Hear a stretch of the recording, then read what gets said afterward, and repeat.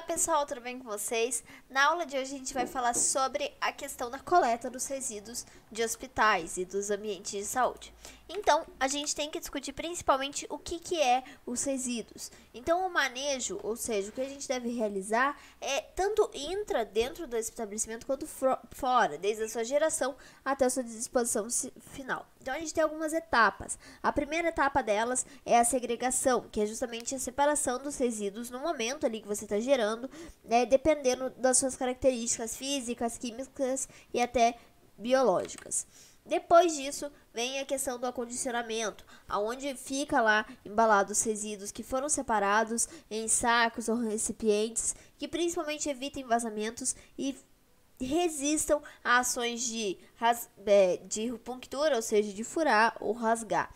A capacidade dos recipientes de acondicionamento deve ser compatível com a geração diária de cada tipo de resíduo. Então, quer dizer que se a gente tem a geração maior de um resíduo que do outro, a capacidade deve ser acontecer da mesma forma.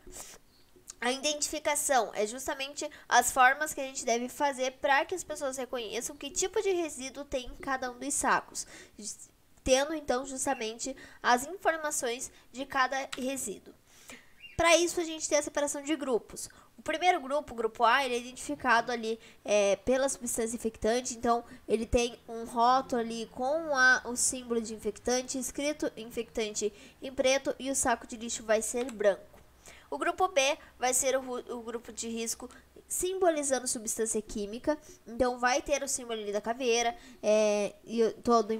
caveira preta com as bordas pretas, e o saco de lixo nesse caso vai ser o laranja. O grupo C vai ser o tipo de risco que é justamente o rejeito radioativo, que tem o triófilo ali de cor magenta, e o fundo do rótulo tem que ser amarelo com contornos pretos, e tem que ter sempre a expressão indicando cuidado, rejeito radioativo. Grupo E é justamente os perfluorocortantes, que tem o mesmo símbolo lá do infectante acrescido do escrito perfluorocortante, que devem ser caixas amarelas com os desenhos pretos. Então aqui a gente tem a disposição dos vários tipos de resíduos. O único que não foi falado é o resíduo comum, que é justamente lá papel, o plástico, metal e até mesmo o comum, que é o preto. Então, a gente tem sempre essa separação para justamente evitar qualquer tipo de dano. Então, quando a gente fala dessa separação, a gente tem que pensar justamente como que está acontecendo lá dentro dos hospitais. Então, a gente tem o transporte interno, que é justamente o translado dos resíduos do ponto que foi gerado até o local de armazenamento temporário ou armazenamento externo, que é justamente para coleta. O armazenamento temporário vai ser onde ficam os recipientes acondicionados em locais próximos dos pontos de geração, visando agilizar a coleta dentro do estabelecimento e otimizar o deslocamento entre os pontos geradores e o ponto de destino apresentação para coleta. Então, não poderá ser feito um armazenamento temporário com condição direta dos sacos sobre o piso, deve ter sempre recipientes para colocar os sacos.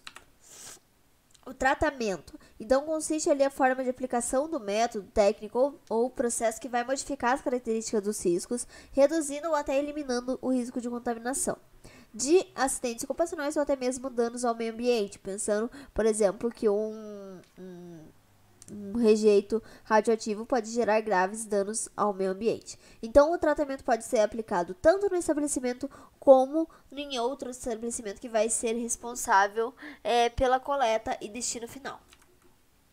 O tratamento depende ali de cada tipo de resíduo, e ele tem que estar sempre de acordo com a CONAMA número 237 de 97, e tem que ser passível de fiscalização para ter um controle do meio ambiente.